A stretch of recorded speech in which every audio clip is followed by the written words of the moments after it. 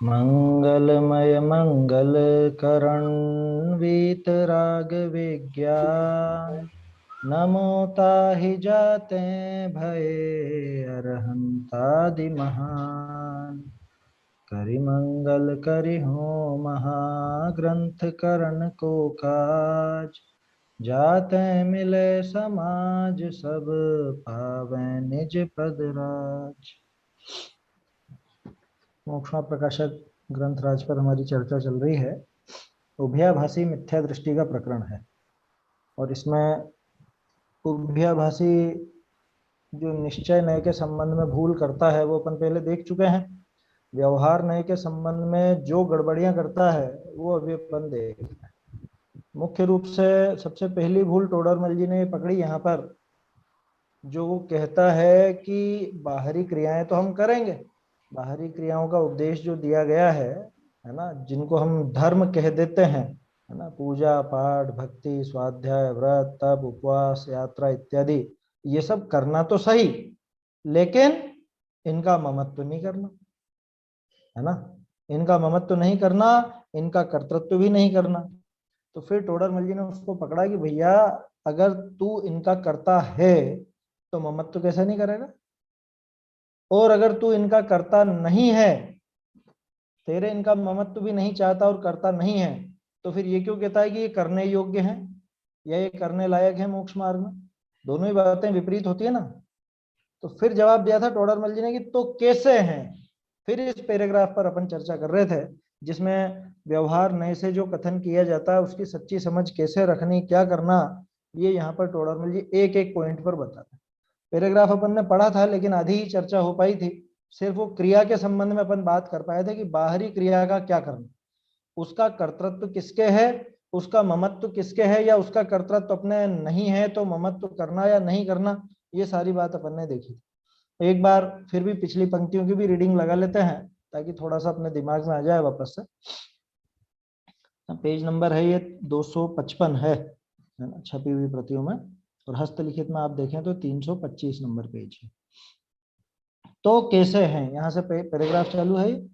बाह्य व्रताधिक हैं सो तो शरीर आदि परद्रव्य के आश्रय है। परद्रव्य का आप कर्ता है नहीं, इस पर काफी अपन ने बात की थी। परद्रव्य का कर्ता ये नहीं हो सकता, क्योंकि एक द्रव्य दूसरे द्रव्य का कुछ काम करे तो फिर सबसे बड़ी दिक्कत तो अगुरु लघुत्व गुण की आ जाएगी, उसके स्वयं के वस्तुत्व की आ जाएगी, उसका अस्तित्व समाप्त हो जाएगा। अरे अंग्रेज आकर के भारतीयों का काम करने लगे तो क्या हुआ कि फिर तो हो गए सारे के सारे भारतीय गुलाम हो गए। गुलामी क्यों चाहिए? इसीलिए तो चाहिए कि हाँ हाँ आप ही अन्नदाता, आप ही मालिक, आप ही करोगे जो भी है। तो उसी तरह से यहाँ पर भी अगर एक द्रव्य दूसरे द्रव्य का कर्ता हो जाए तो वो अधीनता का प्रसंग आता है, वो अधीन होने का प्रसंग आता है, उस वस्तु के वस्तुत्व का मतलब उस पर प्रश्न चिन्ह खड़ा हो जाता है, अगुरु लघुत्व गुण पर प्रश्न चिन्ह खड़ा हो जाता है।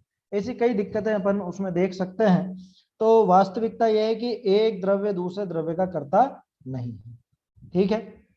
तो ये जो बाहरी क्रिया थी, शरीर की क्रिया थी, वो द्रव्य चढ़ाना, ये पुस्तक पढ़ना, ये पन्ने पलटना, मुंह से बोलना, भगवान की भक्ति स्तवन इत्यादि, ये सब शरीर की क्रिया थी। इनका कर्ता कौन? कि इनका कर्ता आत्मा नहीं हो सकता। क्यों नहीं हो सकता? क्योंकि ये सारी क्रियाएं तो पर द्रव्य के शरीर के आश्रय है, पुद्गल के आश्रय। तो पुद्गल का आश्रय है, पुद्गल का आप कर्ता नहीं है, तो फिर कर्तृत्व बुद्धि नहीं होगी, फिर उसमें तो कर्तृत्व बुद्धि भी नहीं करनी और तहा ममत्व भी न करना, उसमें न तो कर्तृत्व बुद्धि करना और ना ही ममत्व करना।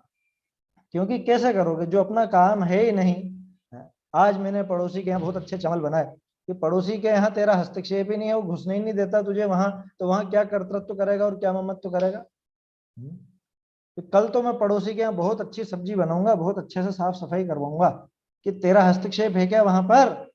कि जब तेरा हस्तक्षेप नहीं है तो तू उसका कर्तृत्व कैसे तेरे हो सकता है, तो उसका ममत्व कैसे करता है? नहीं हो पाएगा। तो ये तो क्रिया की बात हुई, ठीक है, यहां तक हो चुकी थी अपनी बात। इसके बाद जो बात चली थी, बहुरी व्रताधिक विषय ग्रहण त्याग रूप अपना शुभोपयोग होई। अब क्रिया के ऊपर नहीं रही बात, अब उस क्रिया से संबंधित जो शुभ भाव होते थे, क्योंकि कोरे ऊपर से तो क्रिया करने से मतलब है नहीं, इतना तो समझ में आ गया था। तो अब वो जो पूजा की क्रिया हो रही है, एक द्रव्य इस थाली से इस थाली में जा रहा है ना, जो भक्ति की क्रिया हो रही है, इधर से बोल रहा हूँ, भगवान का स्तवन कर रहा हूँ, भजन गा रहा हूँ, और इधर उसी के अनुसार मैं अंदर में वैसे भाव भी कर रहा हूँ, उन भावों की बात है, ठीक है ना, उन भावों की बात है। क्या कह रहे हैं? बहुरी व्रताधिक, व्रताधिक में सब लगा लीजिएगा, व्रत, शील, संयम, भक्ति, पूजा, जप, तप, स्वाध्याय, सभी व्रताधिक विषय ग्रहण त्याग रूप अपना शुभोपयोग हो, उसमें ग्रहण त्याग रूप, या तो छोड़ने रूप होता है वो शुभ भाव, या कुछ ग्रहण करने रूप होता है। अच्छी क्रिया का, अच्छे भावों का मतलब पुण्य भावों का ग्रहण करना होता है, और पाप भावों का त्याग होता है। इसी तरह की व्यवस्था बनती है पूरी की पूरी। तो उन सबका ग्रहण त्याग रूप अपना शुभ भाव होता है, सो अपने आश्रय है। वो बाहरी क्रिया किसके आश्रय थी? वो बाहरी क्रिया इस शरीर पर आश्रित थी, पुद्गल पर आश्रित थी, है ना, उसका कर्ता तो अपन नहीं थे। और ये जो शुभ भाव हो रहे हैं ग्रहण के या त्याग के, ये जो शुभ भाव है, साथ में अशुभ भाव भी लगा लेना, बात तो शुभ की चल रही है, लेकिन यहाँ पे अब समझ रहे हैं तो सारी बात समझ लो ना। शुभ और अशुभ सारे के सारे भाव वो कहाँ है? कि वो अपने अपने आश्रय से है। ताका आप करता है, ताते तिस विषय कर्तृत्व बुद्धि भी माननी, और तहा ममत्व भी करना। क्या मतलब? किसके हैं ये शुभ भाव? अरे नहीं है, मेरे नहीं है, मेरे नहीं है, मेरे नहीं है। कि किसको देख के बोलता है? कि मैं तो अपने पूरे द्रव्य को देख करके बोल रहा हूं, कि झूठ बोलता है। क्योंकि अगर तू सिर्फ द्रव्य स्वभाव की बात करता होता, सिर्फ अपने शुद्ध स्वभाव की बात करता होता, जिसका आश्रय लिया जाता है, जिसका अनुभव किया जाता है, उसकी बात करके कहता कि शुभ भाव मेरे नहीं है, तब तो तेरी बात जमती। लेकिन अभी तो पूरे द्रव्य की बात चल रही है, द्रव्य गुण पर्यायात्मक द्रव्य की बात चल रही है, और यहाँ पे कहता है कि नहीं है, नहीं है, मेरे नहीं है, ममत्व मेरा नहीं है, इसमें ममत्व। ममत्व का मतलब क्या? मेरे हैं ऐसा भाव। ममत्व शब्द का अर्थ यह है कि मेरे हैं ऐसा जो भाव होता है उसको ममत्व कहते हैं। जैसे आपका इस शरीर से या मकान से, रुपए पैसे से ममत्व पड़ा हुआ है कि नहीं? ये मेरे हैं, ये मेरा घर है, ये मेरा परिवार है, ये मेरे परिजन हैं, ये मेरे कपड़े हैं, ये मेरे रुपए पैसे, इस भाव को कहते हैं ममत्व। आया समझ में? तो ये जो ममत्व पड़ा हुआ है, अब ये बताओ वो शुभ भावों में अशुभ भावों में करना है कि नहीं करना? कि अशुभ में तो नहीं करना और शुभ में कर लेना, ऐसा? अशुभ में करे तब तो शुभ में भी करना पड़ेगा, या तो शुभ में भी मत बोल और अशुभ में भी मत बोल। तो यही तो कह रहा है वो कि नहीं है, नहीं है मेरे। क्या देख करके बोल रहा है? टोडरमल जी पूछेंगे, क्या देख करके बोलता है? क्या देखा तुमने? अनुभव किया? द्रव्य का अनुभव किया क्या? द्रव्य को देखा नहीं, अपने शुद्ध स्वरूप को देखा नहीं, और कहता है कि शुभ भाव मेरे नहीं है। कहां पे खड़ा होके कह रहा है भाई? कहां पे खड़ा होके कह रहा है कि मेरे नहीं? अभी उस द्रव्य को देखे तब जाकर के वो कहेगा कि नहीं है मेरे। समझ में आई बात? जैसे मान लो कोई व्यक्ति हो जिसने लाख रुपए का कर्जा लिया, अब उसमें 99,999 रुपए चुका दिए, 1 रुपया बचता है, ठीक है, और वो बातचीत में से ही कह देता है कि हाँ साहब आपके तो पूरे चुक गए। सामने वाला भी कह देता है, ये भी कह देता है हाँ हाँ अब नहीं है, कुछ भी कर्जा नहीं है। ये 1 रुपया बच रहा है, उसको कह रहा है कि कुछ भी कर्जा नहीं। और दूसरा कि जिसके अभी पूरे लाख रुपए बचे हुए हैं, वो इसको देख के क्या सोचता है कि यार ये भी कह रहा है कि कुछ भी नहीं है, कुछ भी नहीं है, ये भी कह रहा है कि कुछ भी नहीं बचा, 1 रुपया बचा ना, जिसको देख के वो कह रहा है कि कुछ भी नहीं बचा, हो गया पूरा हिसाब हो गया। और ये भी कहने लग जाए कि मेरा भी कुछ भी नहीं है। बात समझ में आ रही है? कौन कहने लग जाए? जिसके 1 लाख रुपए पूरे के पूरे माथे हैं, जिसको अभी पूरा चुकाना बाकी है, वो ये कहने लग जाए कुछ भी नहीं है, तो क्या कहेंगे उसे? चोर आदमी है ये। क्या रे, वो भी तो बोल रहे हैं ऐसा। कि वो क्या देख के बोल रहे हैं? वो ये देख के बोल रहे हैं कि इतना तो चुक गया, ये जरा सा है, ये तो उनके लिए भी मायने नहीं रखता, मेरे लिए भी मायने नहीं रखता। तो ये उस हिसाब को देख करके बोल रहे हैं। तूने कौन सा हिसाब देखा? तू बिना उस द्रव्य को देखे ही, बिना उस हिसाब को देखे ही, और यहाँ बोलने चला आया कि शुभ भाव भी मेरे नहीं है। क्या देख के बोलता है? स्वच्छंदी हो जाता है। देखिए कुछ दिन पहले अपन ने बात की थी, एक वो परभाव शब्द के बारे में मैंने आपको बताया था, है ना, परभाव में किसको शामिल करना और किसको नहीं करना। समय सार जी के 2 छंद हैं, है ना, 2 श्लोक आते हैं अमृतचंद्राचार्य के द्वारा लिखे हुए। एक तो आता है आत्म स्वभावम परभाव भिन्नम आपूर्ण माद्यंत विमुक्त में कम, सुना होगा आप सबने, है ना, अभय जी भाई साहब की आवाज में सुना होगा, बहुत सुंदर। आत्म स्वभावम परभाव भिन्नम आपूर्ण माद्यंत विमुक्त में कम, वो कुछ भजन में प्रयोग करते हैं उसका।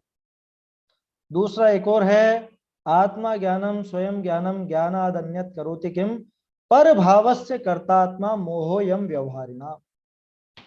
दोनों जगह पर भाव शब्द का प्रयोग किया गया, लेकिन दोनों जगह वो पर भाव शब्द का अर्थ अलग अलग है। कुछ दिन पहले अपन ने चर्चा करी थी, है ना, जब यहाँ कहा जा रहा आत्म स्वभावम पर भाव भिन्नम, तो इसमें पर भाव में क्या क्या लेना,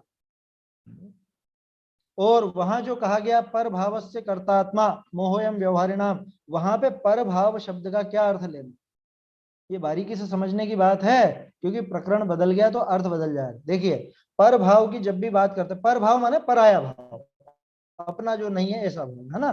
तो अपन अध्यात्म की जब बात करते हैं तो कई बार ऐसी बात भी अपने को सुनने में आती है, ये शरीर आदि तो परभाव है और राग आदि तो अपने परभाव नहीं है। कहीं कहीं पे ऐसी भी सुनने में आती है कि राग द्वेष आदि सब पर भाव हैं, पर के निमित्त से होते हैं, ये सब पर भाव हैं। तो बोलो कहाँ पे कैसा अर्थ क्या ले, कि जहां आत्म स्वभाव की बात की गई है, जहां आत्म स्वभाव को देखा जा रहा है, शुद्ध स्वभाव को देखा जा रहा है, जहां पे पर्याय की अशुद्धि नहीं देखी जा रही है, वहां पे पर भाव में राग द्वेष आदि भी शामिल हो जाए।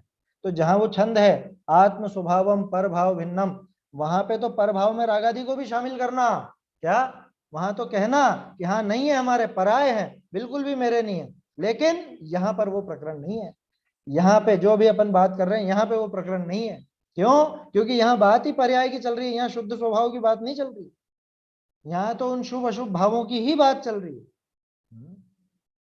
अब दूसरा जो छंद था पर भावस्य कर्तात्मा मोहोयम व्यवहारिणाम, कि पर भाव का ये जो करता, अब उसमें पर भाव में क्या लेना, वहां पे राग द्वेष आदि लेना या नहीं लेना पर भाव में, कि नहीं वहां नहीं लिया जाएगा, वहां पे तो राग द्वेष का कर्तृत्व तो आत्मा के बताया जा रहा है उसी छंद में, है ना। वहां परभाव का कर्तृत्व तो आत्मा का बताया जा रहा है, क्यों कि वहां पे अभी शरीर आदि को परभाव गिन करके बाहरी पदार्थों से उसका वो ममत्व छुड़ाया जाता है, बाहरी पदार्थों का कर्तृत्व उसके छुड़ाया जाता है। इसलिए उस छंद में तो कौन से वाले में, परभाव से कर्तात्मा मोहयम व्यवहारिणाम वाले में, उसमें तो परभाव का अर्थ सिर्फ ये जो कर्म है या ये शरीर है इतना मात्र सीमित रखना। जो जीव के द्रव्य गुण पर्याय से बाहर हैं उनको परभाव कहा, और आत्म स्वभाव परभाव भिन्नम में जो आत्म स्वभाव से बाहर है, जो अपने शुद्ध स्वभाव से बाहर है, उसको परभाव कहा। अब बोलो यहां कौन सा प्रकरण है, यहां तो प्रकरण चल रहा है उन शुभाशुभ भावों का, है ना, उस क्रिया के साथ साथ जो शुभाशुभ भाव हो रहे हैं, तो क्या करना, यहाँ भी स्वभाव की बात तो चल ही नहीं रही, है ना, स्वभाव नहीं देख रहे ना, तो क्या कहा जाएगा कि ये किसके हैं बताओ, ये जो भाव हुए शुभ भाव हुए ये किसके हैं, वो पूजा की थाली में इधर से इधर चढ़ाना वो तो शरीर की क्रिया हो गई, वो तो हमको समझ में आई, लेकिन उसके साथ साथ जो शुभ भाव हो रहे हैं वो किसके हैं, तो मेरे ही हैं, यही मानना। अभी उभयाभासी गड़बड़ क्या करता है, ये व्यवहार में निश्चय को घुसाता है, निश्चय में व्यवहार को घुसाता है, यहाँ कहने लग जाता है कि नहीं है नहीं है नहीं है, मेरे है ही नहीं, कि काम तो करेंगे हम, पूजा तो करेंगे, लेकिन पूजा में कर्तृत्व नहीं करेंगे, ममत्व तो नहीं करेंगे, पूजा करेंगे माने वो शुभ भाव करेंगे, बाहरी क्रिया की तो बात ही नहीं, बाहरी क्रिया तो शरीर की है, शरीर के आश्रित है। समझ में आ रही है बात, है ना। ये थोड़ी सी बारीकी है तो अपने को समझना चाहिए, ये आचार्य देव कहाँ किस अपेक्षा से कैसा कथन करते हैं, ये जब तक समझ में नहीं आए तब तक जिनवाणी का असली आशय नहीं पकड़ सकते, या जिनवाणी जहां पहुंचाना चाह रही है अपने को, आचार्य देव जहां पहुंचाना चाह रहे हैं वो नहीं पहुंच पाता, ये समझ में आना चाहिए। ये स्वरूपियों को आपने चारित्र की पर्याय बताया था, वो समझ में नहीं आया, वो समझ में नहीं आया, उसमें क्या चीज समझ में नहीं आई, पूरी नहीं आया समझ में। अच्छा पूरा नहीं आया, चलिए कोई बात नहीं, फिर से बात करते हैं अपन। देखिए 3 चीजें, श्रद्धा ज्ञान और चारित्र, है ना। श्रद्धा का काम क्या, ज्ञान का काम क्या, चारित्र का काम क्या। श्रद्धा का काम समझना सिर्फ और सिर्फ अहम करना, अहम अहम करना, अहम माने ये मैं, जो मैं पने का काम है ना वो श्रद्धा का होता है। वैसे व्यवहार से अपन श्रद्धान को, ज्ञान प्रधान श्रद्धान को भी श्रद्धा बोल देते हैं, लेकिन वास्तव में वो श्रद्धा नहीं। जैसे देव शास्त्र गुरु की श्रद्धा, सात तत्व की श्रद्धा, ये श्रद्धा गुण का काम नहीं है, ये हो ज्ञान में रहा है, इसको नाम दे दिया। ज्ञान प्रधान श्रद्धा है ना, तो श्रद्धा का नाम दे दिया जाता है। दूसरा है ज्ञान। तो ज्ञान का काम तो सभी समझते हैं। आप जो जान रहे हो, कुछ भी जान रहे हो, ये ठंडी हवा आई, ये जाना, जाना ना है, ये जाना, ये ज्ञान का काम है, ये ज्ञान की पर्याय है। ये जो मैंने बोला, ये आप इन शब्दों को सुन रहे हो और इन शब्दों से समझ रहे हो, तो जो भी समझ रहे हो जैसा भी, वो आपकी ज्ञान की पर्याय है। सीधा समझो तो भी वो ज्ञान की पर्याय है, उल्टा समझो तो भी ज्ञान की पर्याय है। और तो और बताऊं, ज्ञान की पर्याय उस पदार्थ के अधीन बिल्कुल भी नहीं है जो सामने है। क्या मतलब? राम, बोलो मैंने क्या बोला? मैंने क्या बोला? राम बोला कि ग्राम बोला? देखो, बोलूंगा राम, सामने वाला सुनेगा श्याम, है ना, या ग्राम, या कुछ भी और भी, ट्राम भी सुन सकता, कुछ भी सुन ले, जो जैसा उसका उपयोग चल रहा, जैसे उसके ज्ञान का क्षयोपशम हो, जिस तरह के उसके ज्ञानावर्णी कर्म का क्षयोपशम हो, वैसा उसको सुनाई देगा, माने वैसा ज्ञान होगा। तो ये तो पक्का समझ लेना कि पदार्थों के अधीन ज्ञान बिल्कुल भी नहीं, न तो पदार्थ से ज्ञान होता है, न प्रकाश से ज्ञान होता है ना। ये अपने न्याय के सिद्धांत हैं, परीक्षा मुख सूत्र का सूत्र है, नार्थ लोको कारणम परिच्छेद्यत्वात् तमोवत्। क्या अर्थ और आलोक ये ज्ञान के कारण नहीं। आप पूजा में बोलते तो हो, आलोक ज्ञान का कारण है, इंद्रिय से ज्ञान उपजता है, यह मान रहा था, पर क्यों कर जड़ चेतन सर्जन करता। प्रकाश से ज्ञान हो तो बताइए जल्दी से, पहले बात हो चुकी है अपनी, पहले उदाहरण दिए थे ना। अगर प्रकाश से ज्ञान हो तो फिर तो उल्लू को प्रकाश में ज्ञान क्यों नहीं होता? उल्लू को तो अंधेरे में ही ज्ञान होता है। उल्लू को अंधेरे में ही दिखता है ना, उजाले में नजर नहीं आता, सूरज की रोशनी में बिल्कुल नजर नहीं आता उल्लू को। चमगादड़ आदि है वो अंधेरे में ही क्यों निकलते? बहुत से जानवरों को जो खास तौर पर जैसे मांसाहारी हैं, उन लोगों को तो रात में ही उनको विशेष नजर आता है, तो रात में शिकार के लिए निकलते, उनकी आंखें विशेष काम करती हैं। तो प्रकाश ज्ञान का कारण नहीं हुआ। दूसरा, पदार्थ, पदार्थ भी ज्ञान का कारण नहीं है। महिलाओं को अधिकांश रूप से, है ना, और पुरुषों को भी, जिनके बाल बहुत बड़े बड़े हैं, क्या उनको कई बार ऐसा भ्रम हो जाता है, उनकी कोई ऐसे लट हो और इधर ऐसी गर्दन पे हल्की सी छुए ऐसे, क्या क्या है, मच्छर है क्या है? उसको बोलते हैं केशोंडुक ज्ञानवत। केश और उंडुक, उंडुक माने मच्छर, केश में उंडुक का ज्ञान हो गया। था तो बाल, और मुझे क्या लगा, मच्छर, मच्छर है, बहुत मच्छर। अब वो बाल ही था, जबकि खुद का ही बाल था, लेकिन क्या लगता है कि मच्छर है। समझ में ही बात है? वो तो कुछ, वो अलग चीज है। नहीं नहीं, वो अलग है, वो तो ज्ञान, हाँ वो इसमें लगा सकते हैं। ये तो अपन ने बात की, पदार्थ था, प्रकाश था, लेकिन ज्ञान नहीं हुआ। अब इसका उल्टा उदाहरण, वो जो प्रमेय रत्न वाला का छंद मैंने आप लोगों को बताया था थोड़े दिन पहले, पिहिते कारागारे तमसि च सूचि मुखाग्र दुर्भेद्ये मयि च निमीलित नयने तथापि कांताननम व्यक्तम। क्या? कारागार, काल कोठरी में बंद पड़ा है कैदी, ठीक है, वो कैदी काल कोठरी में बंद पड़ा है, इतना घुप अंधकार है कि जिसको छेदा भेदा नहीं जा सकता। जो अंधकार बहुत बहुत आप वहां पे बल्ब वगैरह लगा दीजिए तो वो अंधकार दूर नहीं हो, ऐसा है ना। कहने का आशय है कि बहुत गहन अंधकार है। ऊपर से मैंने भी आंखें बंद कर रखी है, मई च निमीलित नयने, निमीलित कर रखी है नयन, तथापि कांताननम व्यक्तम, फिर भी मुझे मेरी पत्नी का चेहरा बिल्कुल स्पष्ट नजर आता। ऐसा न्याय दिया। बोलो, पदार्थ है नहीं है, फिर भी पदार्थ का ज्ञान हो गया। जहां जहां जो पदार्थ था, ये बाल तो था, लेकिन बाल का ज्ञान नहीं हुआ, मच्छर का ज्ञान हो गया। अरे और सांप और रस्सी का उदाहरण देखा तो था अपन ने, कौन से पेज पर था वो, शायद 86 कौन सा पेज था, है ना, वहां देखा था ना, सर्प में रस्सी का ज्ञान।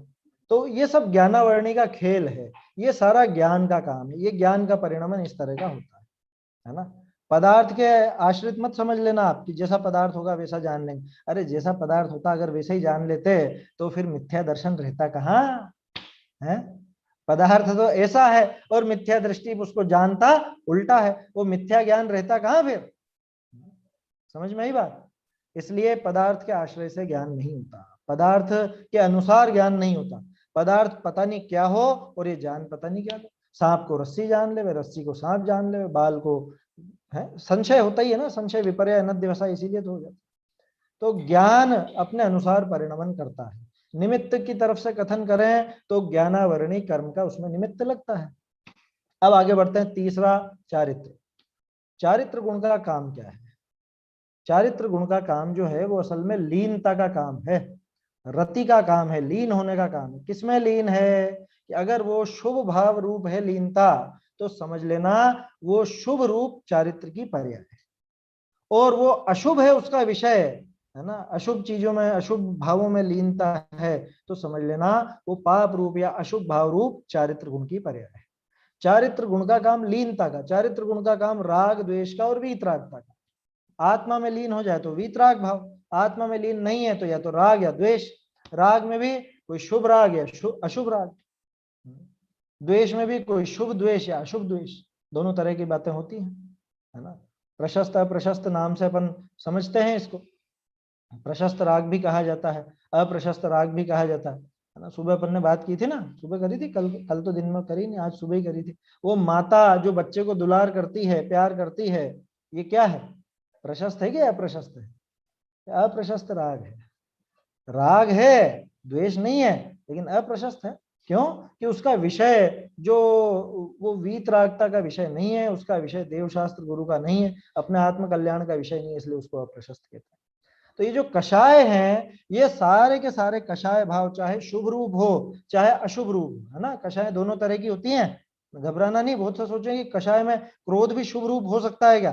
पहले भी अपन ने बात कर चुके हैं, कई बार ऐसी बात की है क्या। द्वेष भी होता है शुभ रूप, क्रोध भी शुभ रूप होता है।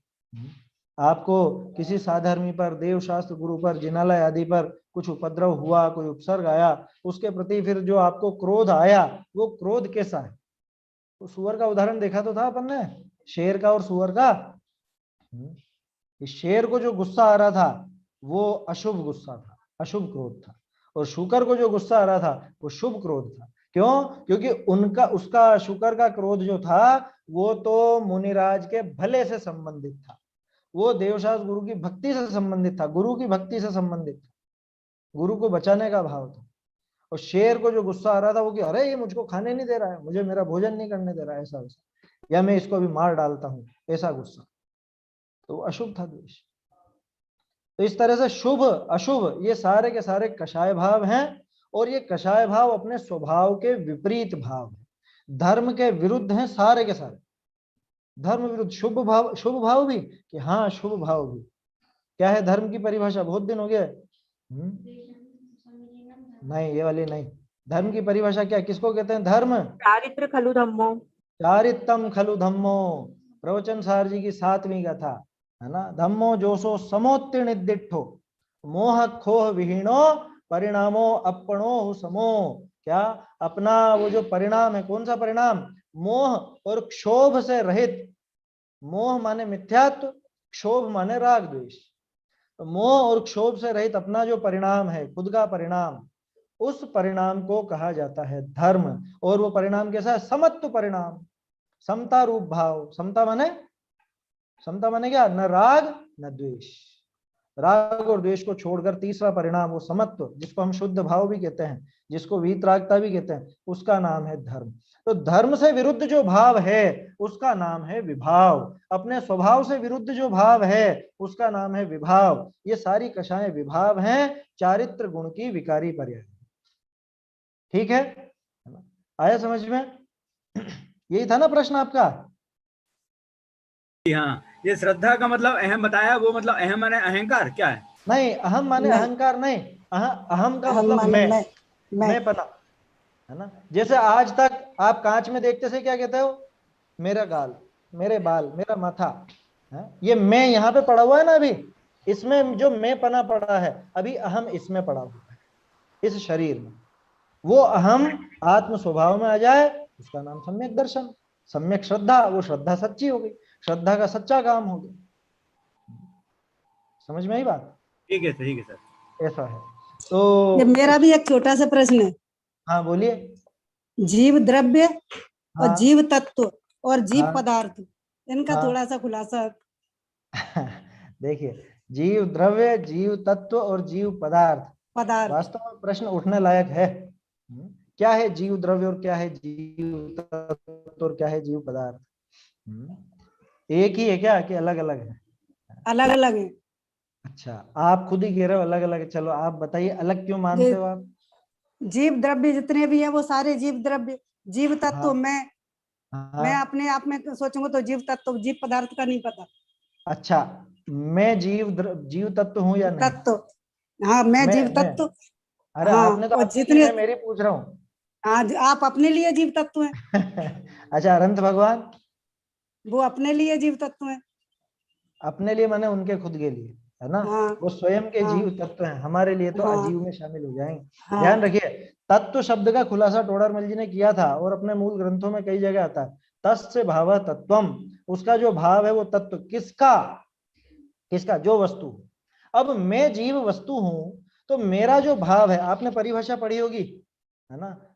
7 तत्वों के पाठ में, वीतरा विज्ञान भाग 1 7 तत्व वाला जो पाठ है, ज्ञान स्वभावी जीव तत्व को आत्मा कहते हैं।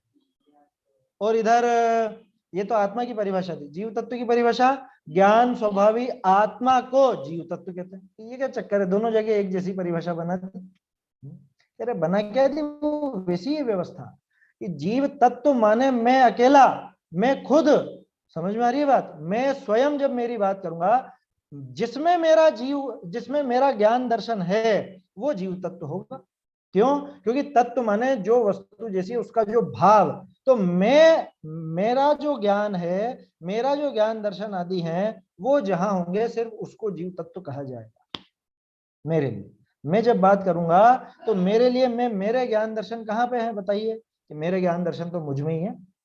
मेरे लिए आप, कि आप जीव तत्व नहीं है, तो फिर क्या है कि अजीव तत्व। बहुत से लोग क्या इसमें उछल पड़ते हैं, कह रहे आपने उसको अजीव तत्व कैसे कह दिया, उसको अजीव तत्व कैसे कह दिया? अरे सीधा सा जवाब है भैया, जीव तत्व कह रहे हैं, तत्व। ये थोड़े ना कहा है कि वो अजीव द्रव्य है।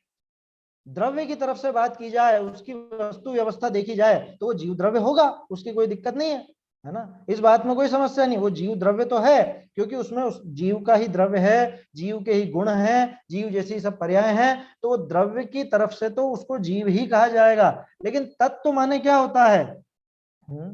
तत्व माने वो वस्तु का वैसा स्वरूप। अब जब जीव तत्व की बात चलती है, तो जिसमें मेरा ज्ञान दर्शन पाया जाता है उसे जीव तत्व कहा जाता है, और बाकी जीवों में मेरा ज्ञान दर्शन नहीं है, तो उनको जीव तत्व कैसे कह देंगे? उसे जीव तत्व कैसे कह देंगे? नहीं कहा जाएगा। तो उनको क्या अजीव कहा जाएगा? कि अजीव द्रव्य नहीं कहा जाएगा, अजीव तत्व कहा जाएगा। समझ में आई बात? तो अजीव तत्व में उद्गल, धर्म, अधर्म, आकाश, काल और बाकी सारे जीव भी शामिल हो जाएंगे, अपने को छोड़ के, अपने को छोड़ के, स्वयं को छोड़ करके। स्वयं जीव तत्व है, बाकी सारे जीव अजीव तत्व में आएंगे। लेकिन जब अपन द्रव्य की विवक्षा से बात करेंगे, द्रव्यों का कथन करेंगे, तो जीव द्रव्य में सारे जीव शामिल हो गए। इसमें अंतर क्या है? अंतर यह है कि अब देखिए, जो भी थोड़ी देर पहले अपन ज्ञान दर्शन आदि की बात कर रहे थे ना, वो यहाँ पे समझिएगा। द्रव्य की जो मीमांसा की जाती है, द्रव्य की जो व्याख्या की जाती है, वो ज्ञान प्रधान कथन है, वो वस्तु व्यवस्था समझने के लिए की जाती है ना? कि ऐसा ऐसे द्रव्य हैं, ऐसे इनके गुण हैं, ऐसे इनके पर्याय हैं, तो वो सारी व्यवस्था ज्ञान में बनती है। तो वो ज्ञान प्रधान कथन जब किया जाए, तो वहां द्रव्यों की बात चलती है, वहां तत्वों की बात नहीं चलती। अरियन भगवान भी अजीव तत्व कहलाएंगे। क्या? अरियन भगवान भी अजीव तत्व कहलाएंगे। हाँ, अपनी अपेक्षा तो वो भी अजीव तत्व में गिने जाएंगे। और जहां अध्यात्म की बात चले, है ना, वो भी अपन ने बात की कि जहां ज्ञान प्रधान कथन हो, समझना हो, वहां तो द्रव्यों का कथन चलता है। और जहां अपने को आत्म स्वरूप को देखना हो, अनुभव की बात चले, वहां पर तत्वों की व्याख्या की जाती है, तत्वों की मीमांसा चलती है। तो अब बताओ, तत्व कौन से प्रकरण में आते हैं? मोक्ष मार्ग में आते हैं ना? मोक्ष मार्ग में है प्रकरण तो तत्वों का, द्रव्यों का वहां प्रकरण है नहीं। अनुभव की बात करें तो तत्वों की बात होगी। तो मुझे बताओ कौन सा ऐसा जीव है जिसका मुझे अनुभव करना है? कौन सा ऐसा जीव है जिसका अनुभव करने पर मुझे संवर, निर्जरा, मोक्ष आदि की प्राप्ति होगी? कौन सा ऐसा जीव है? वो तो एक अपने अकेला मैं ही हूं, अपने है ना? तत्व की ही। वो तो मैं एक अकेला मैं ही हूं ना। मैं खुद का अनुभव करूंगा तो ही वो काम होगा। जी इसलिए आत्मा को जीव तत्व कहा जाता है, इसलिए स्वयं को जीव तत्व में गिना जाता है, क्योंकि तत्वों की जो व्याख्या है वो मोक्ष मार्ग के हिसाब से। समझ में आ रही है बात? द्रव्यों की जो व्याख्या है वो वस्तु व्यवस्था समझने के हिसाब से है, वो ज्ञान प्रधान कथन है, ये श्रद्धा और चारित्र प्रधान कथन है, ऐसा समझिए। तीसरा प्रश्न था आपका, जीव पदार्थ किसे कहें? अब देखो, पदार्थ तो अलग अलग नाम दे दिए जाते हैं, वास्तव में पदार्थ कोई अलग से चीज नहीं होती। जहां जैसा प्रकरण हो वहां पे पदार्थ नाम दे दिया जाता है। कहीं पर द्रव्यों को भी पदार्थ कह देते हैं और कहीं पर तत्वों को भी पदार्थ कह देते हैं। कहीं पर तो आपको वो द्रव्य गुण पर्यायात्मक पूरा द्रव्य उसका नाम पदार्थ है, और कहीं पर सिर्फ वो शुद्ध स्वभाव उसको भी अपन कह देते हैं जीव पदार्थ का अनुभव करो।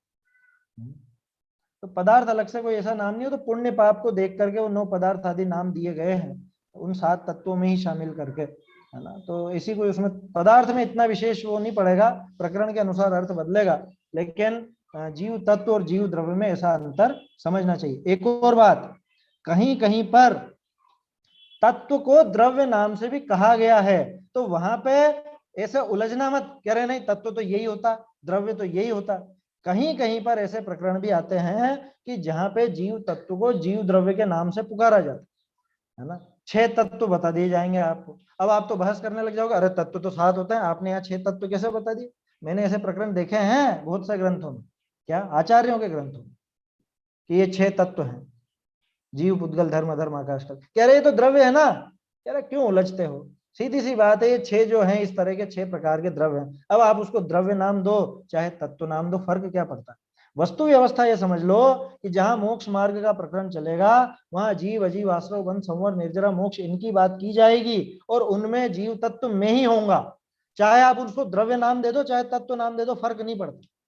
और जहां जीव, पुद्गल, धर्म, धर्म, आकाश काल की बात चलेगी वो ज्ञान प्रधान कथन है, वो समझने के लिए है वो सारा कथन। आप उनको द्रव्य कहो तत्व कहो कोई फर्क नहीं पड़ता। अरे अपन तो उस मत के हैं, बुद्ध वीर जिन हरिहर ब्रह्मा या उसको स्वाधीन कहो, क्या फर्क पड़ता है? क्या हुआ? नियम सारजी में भी इस तरह से अलग अलग कथन मिलेंगे आपको। देखिए तो ठीक है ना, ये प्रश्न हो गया ना आपका।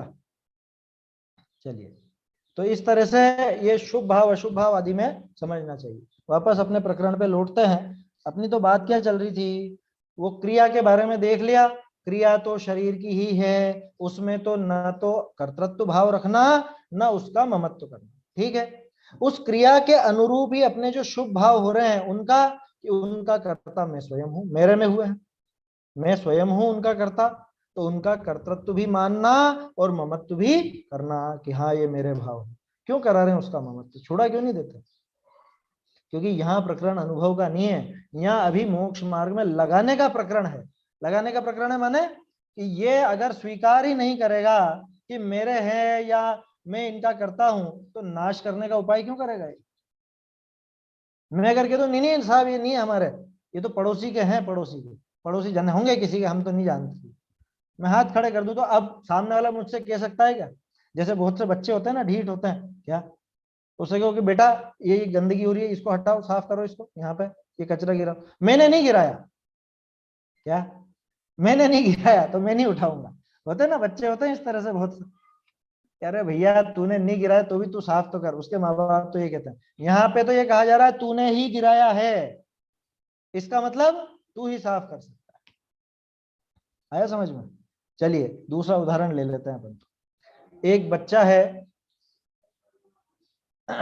बच्चा है जो समझ लो एक गड्ढा था, है ना। अब वो उसने छलांग लगा करके इधर आ गया, आ तो गया, अब वापस से उसको क्रॉस करके इधर आना है। अब वो घबरा रहा है, अरे नहीं मैं नहीं आ सकता, मैं तो नहीं आ सकता, मुझ में नहीं है ताकत। तो वो क्या कह रहे हैं, अरे ये तू ही गया था यहाँ छलांग लगाकर, तू ही गया था, घबरा मत, तू ही गया था। कि नहीं नहीं मैं नहीं गया था, मैं तो नहीं गया है? अरे तू आया भैया, छलांग लगा के तू ही आया था, भरोसा रख इस बात पर। क्यों कह रहे हैं उससे ये बात, कह रहे तू लगा सकता है छलांग। तो आचार्य देव भी यही कह रहे हैं, ये जो राग द्वेष का अपना कर्तृत्व या ममत्व दिखा रहे हैं ना, ये कोई दोष नहीं दे रहे हैं, ये कोई गालियां नहीं दे रहे हैं, कह रहे तू ऐसा है और वैसा है, तूने ऐसा ऐसा काम किया। आचार्य देव का आशय सीधा स्पष्ट है कि भैया तूने किया है तो तू इसको हटा भी सकता है, इनको पैदा तूने किया है तो इनको समाप्त भी तू कर सकता है, ये तेरे में ही हुए हैं, और तेरे में हुए माने ये अशुद्धता है तो तू शुद्धता भी प्रकट कर सकता है, ये सामर्थ्य तुझ में है। वो सामर्थ्य दिखाने के लिए, वो सामर्थ्य जगाने के लिए, वो प्रेरणा देने के लिए आचार्य को ये कहना पड़ता है कि हाँ तेरे ही। आया समझ में? तो द्रव्य गुण पर्याय में ये व्यवस्था अपने को समझ लेनी चाहिए। द्रव्य भले पूरी तरह से अपना शुद्ध पड़ा हुआ है, लेकिन वर्तमान पर्याय भी तो साथ ही है ना, उसका इनकार कैसे कर दोगे? अच्छा कौन कर सकता है उसका इनकार, बताओ? कौन कर सकता है कि जो उस द्रव्य में बैठ करके बात कर रहा हो वो उस पर्याय का इनकार कर सकता है? उसी पर्याय में खड़े खड़े उस पर्याय का इनकार नहीं किया जा सकता। समझ में आ रही है बात? जो व्यक्ति सीढ़ियां चढ़कर ऊपर पहुंच चुका है वो नहीं देखेगा सीढ़ियां, उसके लिए सीढ़ियां कोई मायने नहीं रखती। ये कहाँ है सीढ़ियां वीढ़ियां, यहाँ तो घर है, मकान है पूरा, देखो ये कमरे हैं और ऐसा है। लेकिन जो अभी नहीं पहुंचा है, जो सीढ़ियों पे खड़ा है, वो अगर कहे कि नहीं नहीं सीढ़ियों से कुछ नहीं होता या सीढ़ियां है ही नहीं, वो उसकी बात झूठी हो जाएगी, गड़बड़ हो जाएगी, वो नहीं पहुंच पाएगा ऊपर अपने मंजिल पर। आया समझ में? तो ऐसा है। क्या कह रहे हैं?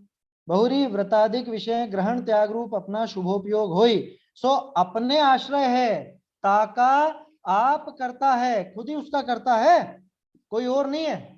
थारो ही अपराध चूक, तो क्या यहाँ दोनों बातें लेना, एक तो ये लेना, एक सेकंड, हवा बहुत चल रही है आज। दोनों बातें क्या लेना, एक बात तो ये लेना कि किसी और ने आकर के नहीं करा, तेरी ही गलती है। क्या पहली बात कि किसी और ने नहीं करा है तो दूसरों पे दोष मत दे। कह रहे साहब मैं तो एक अनाथ, ये मिल दुष्ट घनेरे और किए बहुत बेहाल, सुनिए साहिब मेरे, पाप पुण्य मिल दोए पाए नहीं बेड़ी डारी है, तन कारागृह माही मोहि दियो दुख भारी। भूधर दास जी ने बहुत सुंदर बनाई है वो, ऐसा मत समझना भूधर दास जी को ज्ञान नहीं था। अहो जगत गुरुदेव नाम से है ना, करी होगी आप सबने स्तुति, उसमें है। दूसरी तरफ वहां कहते हैं कि कर्म विचारे कौन, भूल मेरी अधिकाई, अग्नि सहे घन घात लोहे की संगति पाई। ये क्या चक्कर है? दोनों ही भगवान की स्तुति है, पूजा है, और दोनों में ऐसा विपरीत कथन। इधर बाबूजी भी कह रहे हैं, युगल जी बाबूजी क्या कह रहे हैं कि थारो ही अपराध चूक, तो कर्म अचेतन अंधो। गजब की बात है। क्या है व्यवस्था कि भैया व्यवस्था ऐसी है कि वास्तव में वो यहाँ पर पैदा हुए हैं, ठीक है? कहाँ पैदा हुए हैं? यहीं पर पैदा हुए, मुझ में ही पैदा हुए हैं। उनका कर्ता कौन? कि कर्ता मैं ही हूं। जब तक मैं ये बात स्वीकार नहीं करूंगा तब तक उनके नाश का उपाय भी नहीं करूंगा। अरे मैंने कचरा गिराया नहीं तो मैं क्यों उठाऊंगा? अपन तो उस बच्चे की तरह हैं क्या हम कचरा गिरावे तो हम कचरा उठाएं, कि तू नहीं गिराया कि ठीक है तो उठा लेंगे फिर तो। अपन ने इधर छलांग लगाई है तो अपन इधर भी छलांग लगा सकते हैं। पहली बात कि कर्म के निमित्त से हुए हैं, लेकिन कर्मों ने किए नहीं है, कर्मों ने किए नहीं है। इधर कर्म का निमित्त था और इधर मेरा द्रव्य की तरफ नहीं देखना था, है ना, मेरा ध्यान भी उधर ही था, तो अपने आप ही पैदा हो गए। तो गलती किसकी? कर्म की है मेरी? वो तो मेरी ही है गलती। क्यों? कि कर्मों का निमित्त तो हमेशा रहता है, लेकिन ज्ञानी जीव उन कर्मों के निमित्त को टाल करके अपना काम कर लेते हैं, उसी बीच में अपना काम करके चले जाते हैं। कह रहा मैं क्या करूं, मुझसे तो चल ही नहीं साइकिल, इतने लोग ये गाड़ियां लेकर के सामने आ रहे हैं। अरे वो तो आते रहेंगे, तू तेरे रास्ते चल जा चुपचाप।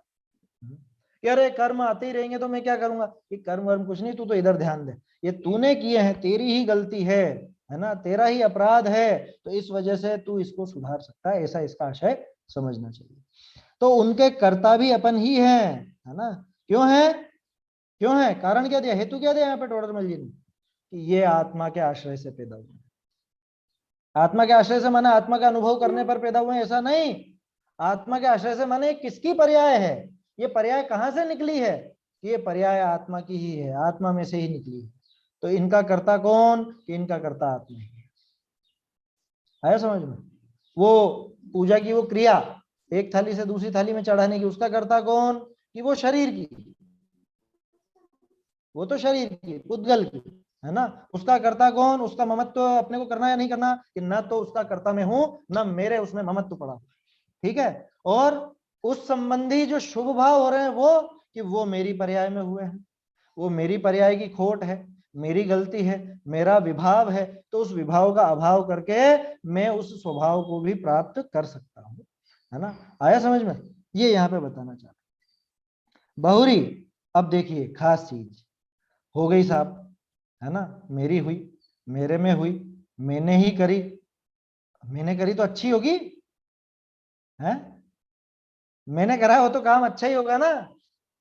दुनिया में तो आजकल यही चलता है, क्या कोई कुछ गलत भी कर दे, आप उसको टोक दो, देखें होगा, तुम्हें क्या मतलब, तुम कौन होते हो हमें बताने वाले, हमने कुछ गलत नहीं करा, हमने करा सही करा, सब सही करा। कोई विश्वास करता है कि अपनी गलती स्वीकार करता है कि आज के जमाने में? कोई नहीं करता। आचार्य देव बता बता के थक जाते हैं, लेकिन हम मानते ही नहीं है, विश्वास ही नहीं करते हैं आचार्य देव का। क्या कह रहे हैं यहाँ पर? देखो, मोक्ष, एक सेकंड, ताते तिस विषय कर्तृत्व बुद्धि भी मान्य और तहा ममत्व भी करना। कहां पर? वो उन शुभ भावों में। बहुरी, लेकिन इस शुभोपयोग को बंध ही का कारण जानना। लो, किसका कारण जानना? हुए मेरे में ही है, मैं ही उनका करता हूं, मेरे ही उनका ममत्व पड़ा हुआ है, लेकिन ये भाव मेरे रंच मात्र भी काम आने वाले नहीं। शुभोपयोग को किसका कारण जानना? बंध का ही कारण जानना। अभी थोड़ी देर पहले प्रश्न करा था ना आपने, वो तत्व और पदार्थ का। पदार्थ की जब बात करते हैं तो पुण्य और पाप को अपन जोड़ते हैं, ठीक है। पुण्य और पाप को किसमें जोड़ा जाता है? जब 9 पदार्थ की बात नहीं करें, 7 तत्व की बात करें, तो पुण्य पाप को किसमें गर्भित किया जाता है? आश्रव और बंध में ही तो करते हैं ना। पुण्य आश्रव और पुण्य बंध, पाप आश्रव और पाप बंध, ऐसे ही चलता है ना। शुभ आश्रव कह लो, पुण्य आश्रव समझ में नहीं आए तो।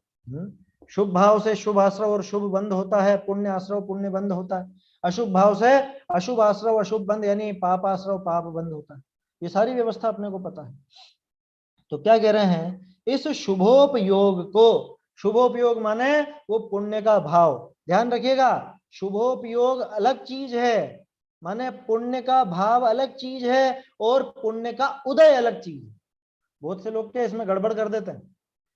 पुण्य का उदय किसी के हो सकता है, लेकिन पुण्य भाव उस समय चल रहे हैं क्या, ऐसा जरूरी नहीं। समझ में ही बात? भाई जिस समय वो विषय भोग भोग रहा है, 5 इंद्रिय के विषय भोगों में लगा हुआ है, उस समय बोलो उसके पुण्य भाव है कि पुण्य का उदय है? उदय तो पुण्य का है, क्योंकि पुण्य के उदय में अनुकूलता मिली है, लेकिन भाव तो पापमय ही है। पुण्य के उदय में पाप का ही बंधन करता है दिन भर। दूसरी तरफ मुनिराज, उपसर्ग हुआ उन पर, सुकोशल मुनिराज, सुकुमाल मुनिराज, गज कुमार इत्यादि, तो उन पर उपसर्ग हुआ। उदय का ही का है? उदय तो पाप का है, उदय पाप का है, 100% पाप का उदय है। लेकिन भाव, भाव पाप के हैं क्या, पुण्य के? कह रहे वहां पुण्य के भी नहीं है, वहां तो शुद्ध है, वहां तो धर्म के भाव है ना। मुनिराज का इसलिए लिया ताकि वो आप समझो उस चीज को, पुण्य के नहीं, वहां तो धर्म के भाव हैं, वो शुद्ध भाव हैं, यानी कि बंध से विपरीत भाव हैं, वीतराग भाव आप उनको कह सकते हो। क्या कह रहे हैं? पुण्य के उदय में पाप भाव कैसे हो रहे हैं? वो कोई हिंसा हिंसा तो कर नहीं रहा, आराम से रह रहा है। अरे प्रमाद पाप भाव ही तो है। आप भोजन करते हो, ये भोजन किसके उदय में कर रहे हो? भोजन किसके उदय में? भोजन पुण्य के उदय में, अनुकूलता है ना, भोजन मिला पुण्य के उदय में, लेकिन भोजन का भाव क्या है? पाप भाव, पाप भाव, स्पष्ट पाप भाव। समझ में ही बात? देखो ये ऐसा गजब का है कि इस, ये जो वृक्ष है ना, पुण्य का वृक्ष, ये ऐसा है कि इसकी जड़, इसका जो बीज है वो तो है शुभ भाव का, माने पुण्य का बीज वो प्रस्फुटित हुआ तो ये पेड़ लगा। अब उसके जो फल आते हैं, ध्यान रखिएगा, पुण्य के भाव से वो पेड़ लगा है, उसके जो फल आते हैं वो कैसे हैं? कि वो फल ऐसे हैं कि उनको खाए तो मरे और छोड़े तो बचे। नहीं बात समझ में? पुण्य के उदय में जो सामग्री मिली वो उस पुण्य का फल, अब उनको खाता है माने उनको भोगता है, तो वहां तो बांधता है पाप। बोलो आपको ये कूलर, पंखा, एसी इत्यादि किसमें मिला है? किसके उदय में मिला? पुण्य के पुण्य उदय के में, उदय स्पष्ट में, है ना। और इनको जो भोगते हो आप, ये क्या है? वो पाप है, पाप है ना। पाप कर रहे हैं। नया पाप बन रहा है, गजब की बात है। भोगे तो मरे, भोगे तो पाप बंद हो। जहरीले फल है ये, आया समझ में? बीज तो लगा है पुण्य का, लेकिन फल जो आता है वो ऐसा आता है कि खावे तो और पाप बांधे, और छोड़े तो फिर से पुण्य बांधे, या कदाचित उस पुण्य का भी नाश कर दे। ऐसा समझ में ही बात। तो पुण्य के उदय में पाप भाव बहुत आसानी से होता है, अधिकांश के होता ही है, ऐसा मानना। पुण्य के उदय में अधिकांश के तो पाप भाव ही चलते हैं। अभी आपके पुण्य का उदय है, तो आप इस पुण्य के उदय का सदुपयोग करके शुभ भाव कर रहे हो, तो ऐसे जीव बहुत कम है। अभी इस समय पे लॉकडाउन में आप सदुपयोग कर रहे हो, आप स्वाध्याय कर रहे हो, ठीक है, अपनी एक कक्षा चल रही है ऑनलाइन, आप पढ़ रहे हो, सुन रहे हो, आगे भी और चर्चा चल रही है, आपके विचार आदि सब चल रहे हैं, ये सारी बात हो रही। दूसरे लोग क्या कर रहे हैं? लॉकडाउन का सदुपयोग, मोबाइल चलाओ बैठे बैठे, देखो कुछ भी, फिल्म देख लो या कुछ और चीजें जो होती हैं वो सब देखते रहो, यूट्यूब चला लो, है फेसबुक चला लो, व्हाट्सएप या जो भी सोशल मीडिया है ये सब चला। दोनों के बराबर एक एक जैसा उदय था ना, बाहर में दोनों को लॉकडाउन मिला, है ना, बाहर में दोनों को लॉकडाउन मिला, दोनों को इतनी अनुकूलता मिली कि आराम से घर पर बैठ करके जो अपना काम करना हो कर सके। दोनों को इंटरनेट मिला, दोनों को पुण्य के उदय से इंटरनेट मिला, ठीक है, इंटरनेट मिला ना, आपको जो देखने की इच्छा वो आप देख सकते हो, ये इंटरनेट मिला, ये सिम आपकी काम कर रही है, ये सारा पुण्य के उदय से होगा, ठीक है। अब इस इंटरनेट का उपयोग मैं फिल्म देखने में करूं तो क्या बांधूंगा? पाप। पुण्य के उदय में पाप बांधा ना। और इसी इंटरनेट का उपयोग मैं धर्म की बात सुनने में करूं तो इसी पुण्य का उदय मैंने पुण्य में कर लिया। समझ में ही बात? ऐसा है ये हिसाब। तो इसलिए ऐसा कभी मत समझना आप। हाँ बोलिए। अगर पुण्य के उदय में अगर भाई सामग्री मिलती है तो फिर हाँ मुनिराज को पुण्य का उदय नहीं है क्या? भले उनका हाँ, उपयोग तो बहुत सी बार सदुपयोग नहीं और होता। शुभोपयोग है, हाँ तो फिर देखो, उनका पुण्य उदय नहीं है क्या? तो यही तो मैं कह रहा हूं, उदय और उस समय के उपयोग में अंतर है, ये मिक्स मत करिए दो चीजें। अभी जो पुण्य का उदय है, बाहरी सामग्री मिल रही है, उसका जीव के भावों से कुछ लेना देना है क्या? उसका जीव के भावों से नहीं। कोई लेना देना नहीं। वो किस वजह से मिली है कि पहले जो पुण्य या पाप बंधा था, उस पुण्य या पाप के उदय में वो बाहरी सामग्री मिलती है, ठीक है। तो उस बाहरी सामग्री का लेना देना उस पिछले बंधे हुए पुण्य पाप से। वर्तमान में वो जीव वापस से पाप करेगा या पुण्य करेगा, इसकी कोई गारंटी नहीं। पुण्य के उदय में जीव पुण्य ही करे ऐसा कोई नियम नहीं है, बल्कि अक्सर उल्टा ही देखा जाता है। पुण्य के उदय में जीव अधिकांश पाप में लग जाते है ना। सुबह अपन ने बात की तो थी आत्मानुशासन में, वो अनुकूलता देख करके गर्रा जाता है, संतुष्ट हो जाता है बिल्कुल कि हो गया, हमेशा ऐसे ही रहेंगे, क्या अमर पट्टा मिल गया जैसे कोई। तो पुण्य के ये उदय में पर ऐसा गाफिल हो जाता है। बोलिए। वो तो जो अपने हाथ में है कि हाँ पुण्य के उदय में भाव की या भाव की या अशुभ भाव, और मुनिराज के पुण्य का उदय नहीं है क्या? मेरा कहना बस इतना था। हाँ, जिनके प्रतिकूलता सामने आ रही है वो किसके उदय में आ रही है? पाप के उदय में आ रही है। भाई पिछला पाप बांधा, नहीं अभी थोड़ा ना पापी है वो, नहीं, इस बात को प्रतिकूलता भी नहीं आ रही, उपसर्ग भी नहीं हो रहा, वो तो खुद ही छोड़कर हाँ गए हैं। तो हाँ उन्होंने तो संयोग हटाया, उससे दृष्टि भी हटाई उन्होंने, तो पर हाँ, है नहीं कि उनका पाप का ही उदय आया है क्या? किस चीज में? है तो उनके पास भाई सामग्री नहीं है, अपन ने भाई सामग्री से वो जोड़ तो दिया। और भी ज्यादा पुण्य बांध रहे हैं, और भी ज्यादा उनका नहीं तो नहीं पुण्य नहीं का नहीं, उदय इनका है। प्रश्न दूसरा बांध है, रहे। इनका उदय से संबंधित है इनका प्रश्न।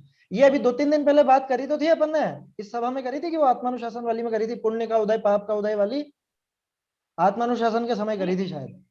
सुनिए नहीं, वो क्या तो समझ होता में है। आया जैसे। हाँ। हाँ, होता क्या है कि पुण्य के उदय में वो अनुकूल सामग्री मिली, ठीक है। अब आपका हाँ। प्रश्न है कि मुनिराज के वो अनुकूल सामग्री नहीं है, तो क्या उनके पाप का उदय है क्या, यही कहना चाह रहे हो ना आप? हाँ, हाँ, तो यही अनुकूल प्रश्न है। सामग्री किसके उदय में मिली?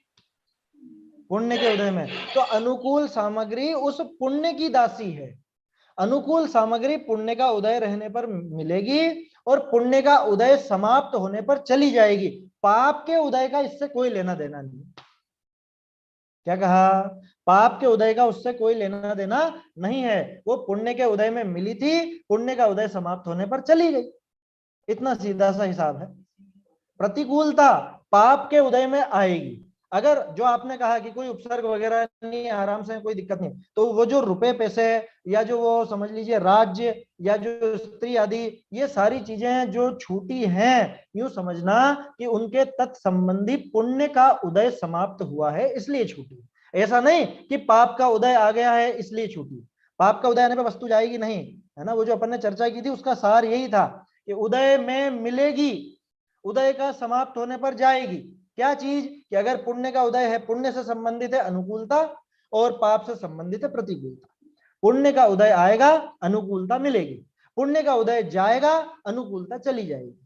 पाप का उदय आएगा, प्रतिकूलता आएगी। पाप का उदय चला जाएगा, प्रतिकूलता भी चली जाएगी। इतना सीधा सा हिसाब है।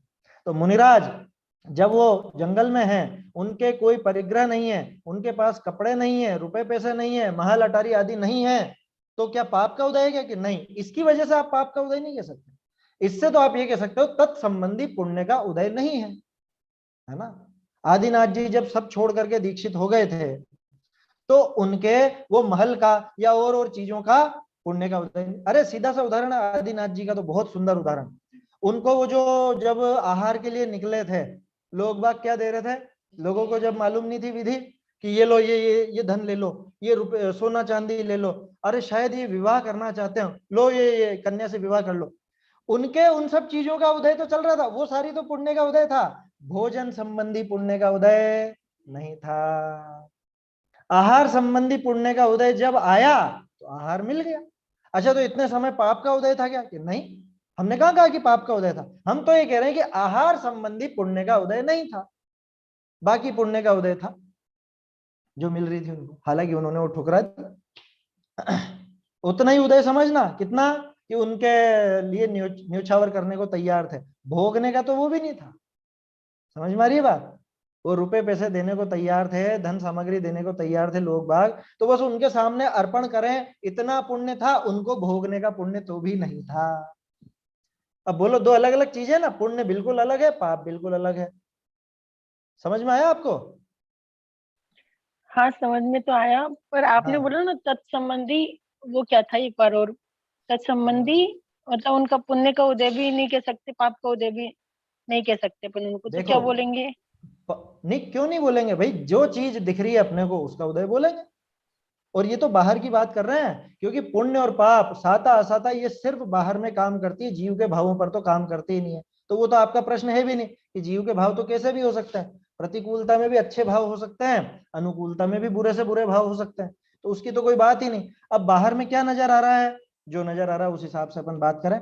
बाहर में अगर उपसर्ग नजर आ रहा है तो समझिए कि पाप का उदय है। बाहर में अगर आपको विषय सामग्री नजर आ रही है तो समझ लीजिए विषय सामग्री संबंधी पुण्य का उदय है।